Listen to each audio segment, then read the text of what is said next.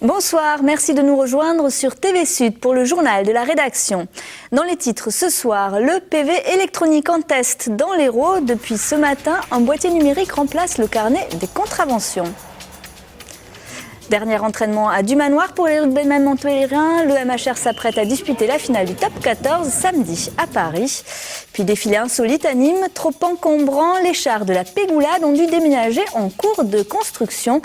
Et on commence par ce grave accident de la route qui s'est produit cet après-midi vers 16h à Saint-Gély-du-Fesque. 3 voitures se sont percutées, route de Ganges à hauteur du radar. L'accident a blessé 6 personnes, dont une très grièvement. Son pronostic vital est engagé. Stationnement gênant, mais aussi téléphone au volant ou absence de ceinture de sécurité, fini le PV papier. Depuis ce matin dans l'Hérault, la contravention est numérique. Les agents verbalisent avec un boîtier électronique et les contrevenants reçoivent le PV directement chez eux. Cela concerne environ 80% des amendes. Le dispositif est testé dans le département et pourrait être étendu dans toute la France. On regarde tout de suite les explications par Justine Bellamani et Michael Briffaut. Fini le papier, place au numérique. Depuis ce matin dans l'Hérault est testé le PV électronique. Désormais, les gendarmes sont munis d'un boîtier qui centralise toutes les informations nécessaires afin d'envoyer directement la contravention au domicile. C'est un système électronique qui permet de remplacer totalement la saisie des infractions comme on le connaît actuellement avec les carnets à souche. Donc dès la constatation de l'infraction, l'agent verbalisateur va saisir l'ensemble des informations dessus de manière électronique à l'aide d'un stylet, d'un écran tactile. À l'issue de cette saisie, l'ensemble des infractions, l'ensemble des messages d'information et d'infractions seront transférés au Centre national de traitement qui se trouve à Rennes et qui traite déjà actuellement des infractions de type vitesse, les radars automatiques. Un système plus rapide et plus simple pour les forces de l'ordre et les usagers qui peuvent payer leurs contraventions par Internet et carte bleue. Si ça peut arranger le fonctionnement des amendes et tout ça, pourquoi pas ? C'est la première fois, j'ai jamais arrêté comme ça, c'est la première fois que j'ai regardé ça et voilà. C'est pareil, hein. L'amende c'est toujours la même. Hein. Ça change rien du tout, de toute façon, qu'est-ce que vous voulez ? Non, ça change rien. Payer un PV, c'est jamais une bonne chose. Alors que ça soit par internet ou par quelque moyen que ce soit, je pense pas que ce soit... Hein. Voilà, j'ai tout dit là. Police et gendarmes troqueront définitivement leur carnet à souche contre leur tablette électronique au 1er juillet prochain. À noter qu'une réunion de concertation sur la sécurité routière aura lieu lundi en préfecture. Il sera notamment question du démontage des panneaux signalisant les radars automatiques et de l'installation des radars pédagogiques. Tous en piste pour apprendre les règles de circulation. Et oui, on commence tôt. Code de la route, équilibre ou encore freinage. 40 élèves de CE1 et CE2 ont participé aujourd'hui à une opération de prévention à la sécurité routière, plutôt ludique. Voyez le reportage de Nicolas Paolorsi. De la main gauche, vous la passez dans la main droite et vous la mettez dans le cloquet là-bas. Ils sont la crème de la crème. Ces élèves de CM1, CM2 font partie des 40 finalistes de pistes cyclistes. L'enjeu du jour, se qualifier pour la finale départementale. Slalom, test écrit, simulation d'une route, tout y passe. Et c'est avec des ambitions différentes que les participants ont vécu cet après-midi. Je suis qualifiée, oui, pour les champions de Montpellier. En tout, il n'y a que 3 champions et ils vont s'affronter. Plus pour voir si j'y arrive et pour me faire progresser aussi. Organisée par la police municipale et avec le renfort des agents de surveillance de la voie publique, cette manifestation permet d'inculquer de nouvelles valeurs aux enfants. Déjà le goût de la compétition, et puis ça leur apporte les notions élémentaires de sécurité, comment circuler en vélo, quel est l'environnement à prendre en compte à l'heure actuelle. Hein, voilà. Le mercredi 8 juin, les 3 élus montpelliérains défendront leur chance face aux autres candidats héraultais. Un contrat État-région pour favoriser l'apprentissage. Nadine Morano était à Pérols aujourd'hui. La ministre chargée de l'apprentissage et de la formation professionnelle a signé un contrat d'objectifs et de moyens avec le conseil régional pour développer cette filière. On l'écoute. La région Languedoc-Roussillon s'est engagée de manière très volontariste pour l'emploi des jeunes et le développement de l'apprentissage. Et donc, dans le contrat que nous avons signé, c'est une augmentation de 46% du nombre d'apprentis dans cette région. Donc c'est un engagement très fort, 70 millions d'euros de la part de la région et 70 millions d'euros de la part de l'État. Et donc ces formations par alternance dans l'entreprise permettent aux jeunes d'avoir un diplôme, un salaire, une formation.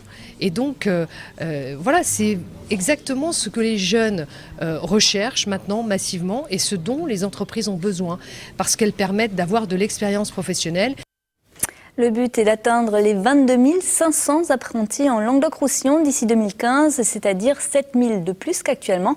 Parmi les nouvelles filières qui devraient être créées dans les 3 prochaines années, des centres de formation des apprentis dans les secteurs du tourisme, des métiers, des collectivités territoriales ou encore de l'environnement. Depuis le retour des beaux jours, les fêtards se rassemblent le soir dans les cuissons.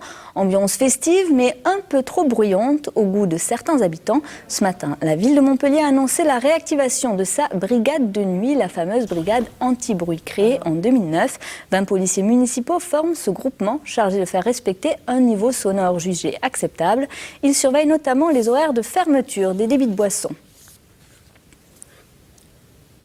Je ne crois pas à la tranquillité ni à la sécurité publique sans un renforcement des forces de police sur le terrain. La ville assume, fait beaucoup et dans le cadre de ses missions, puisque je rappelle que la police nationale a une mission régalienne de sécurité des biens et des personnes. Et je ne crois pas qu'en la vidéo, par exemple, surveillance ou protection, qui serait palliée, qui doit être accompagnée de patrouilles humaines, d'une visibilité de la police municipale en ce qui me concerne. Je ne parlerai pas de répression au sens procès-verbaux, bien sûr qu'il y en aura, mais ce n'est pas l'essentiel de leur mission. Leur mission, c'est la présence, d'aller au contact de personnes qui ont une attitude ou des attroupements qui ont des manifestations excessives ou qui hurlent. Je fais confiance au discernement des policiers municipaux. Et c'est aussi et surtout une visibilité qui sert à voir, puisqu'il est interdit de boire de l'alcool sur l'espace public dans un périmètre précis pendant cette période. Le Montpellier Beachmaster aura bien lieu. L'édition 2011 du Montpellier Beachmaster était en suspens. La mairie demandait des garanties de financement et de gestion de l'association organisatrice pour décider si oui ou non elle subventionnait l'événement. Des éléments fournis mardi, la compétition de beach volley se tiendra donc comme prévu du 10 au 19 juin sur la Comédie. J-3 pour les rugbyman montpelliérains avant la finale au Stade de France. Après l'euphorie de la qualification, tous étaient sur le terrain ce matin pour préparer cette rencontre historique contre le Stade toulousain. Nicolas Paolorsi. Le FIS. On va passer au FIS tout de suite, on verra le sujet plus tard. Le FIS, c'est parti sous la pluie, une météo défavorable pour le Festival des sports extrêmes qui a retardé cet après-midi les qualifications. Les riders sont sur les rives du Lez jusqu'au 5 juin. Vous voyez ces images. On va passer tout de suite au rugby pour voir le tout dernier entraînement des rugbyman montpelliérains au Stade Yves du Manoir, avec notamment les entraînements, les interviews des joueurs, leurs impressions à l'approche de cette finale inédite. Récupéré pour tenter de contrer l'ogre toulousain, lors du seul entraînement ouvert à la presse ce matin, les joueurs et le staff du MHR sont tous sur la même longueur d'onde. Il faudra être frais et avoir bien travaillé pour créer l'exploit. À ce stade de la compétition, on sait comment on joue, on a nos habitudes et voilà, ce qui prime c'est aussi la fraîcheur physique. Donc, voilà. Mais dès lundi, on s'est remis en mode travail et préparation du match de samedi contre Toulouse. Surtout, pas avoir de regrets samedi. S'ils sont meilleurs que nous, sur le papier, ils sont meilleurs que nous. Donc, on n'aura pas de regrets, mais pas être passé passer à côté parce qu'on a déjoué ou parce qu'on n'était pas présent. Il va falloir être présent les 80 minutes.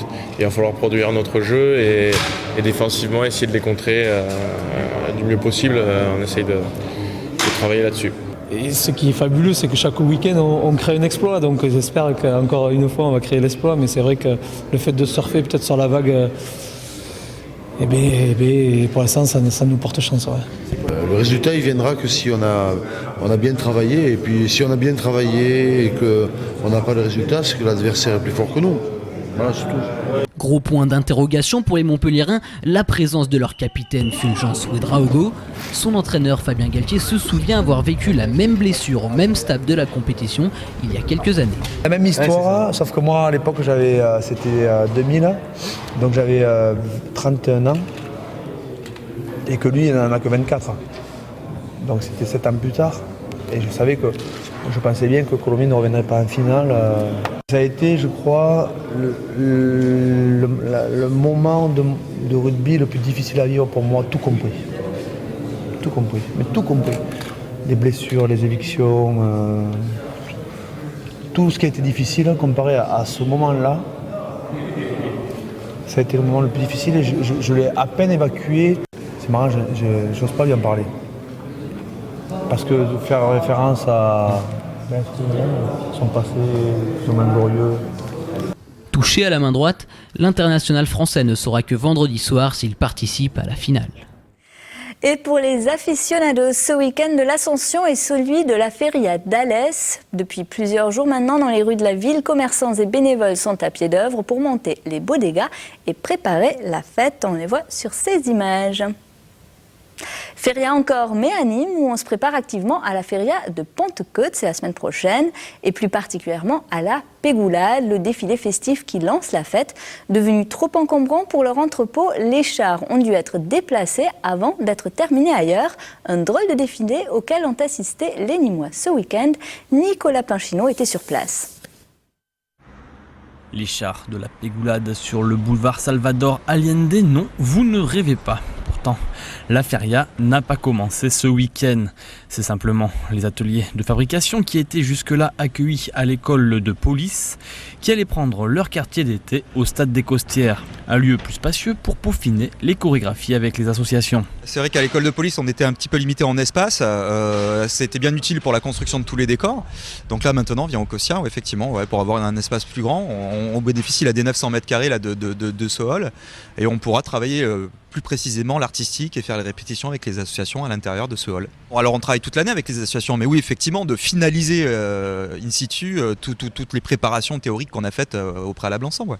Les chars, ils sont très bien, ils sont là comme tu as pu le voir, et puis oui, ça va. Bien entendu. Seule la Grande Baleine n'a pas pu suivre ce déménagement en cause des dimensions importantes de ce char créé sur la base d'un bus de ville. Alors la Baleine, elle va rester à l'école de police pour qu'on la finisse là-bas parce qu'il y avait des problèmes de dimension de porte ici là aux Costières et puis voilà, elle arrivera au dernier moment pour le défilé de la Pégoulade. Elle sera prête, elle sera en temps et en heure aussi. On ne vous en montre pas plus, pour en voir davantage, il faudra être sur les boulevards jeudi 9 juin prochain. Demain, jeudi de l'Ascension, pas de JT sur TV Sud. Vendredi, nos programmes seront bouleversés pour une émission médiévale. Jean Kahn passe la journée au Caritas de Béziers. Et en fin de journée, une édition spéciale rugby. Toute l'actu de la finale de Top 14 qui opposera Montpellier à Toulouse sera dans votre JT. Très belle soirée à tous sur TV Sud. C'est la fin de cette édition. À lundi pour un retour à la normale de l'actu.